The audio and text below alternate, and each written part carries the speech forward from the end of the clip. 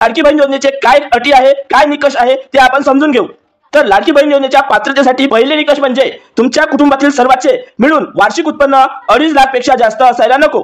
दुसरी अट म्हणजे तुमच्या कुटुंबात कोणतीही व्यक्ती आयकरदाता म्हणजे इन्कम टॅक्स भरणारा नको।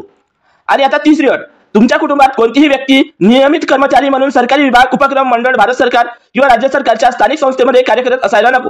आणि आता चौथी अट, सदर लाभार्थी महिला शासनाच्या इतर विभागामार्फत राबवण्यात येणाऱ्या आर्थिक योजनेद्वारे 1500 रुपयांपेक्षा जास्त लाभ घेत असायला नको। पाचवी अट, तुमच्या कुटुंबातील व्यक्ती विद्यमान किंवा माजी खासदार किंवा माजी आमदार असायला नको।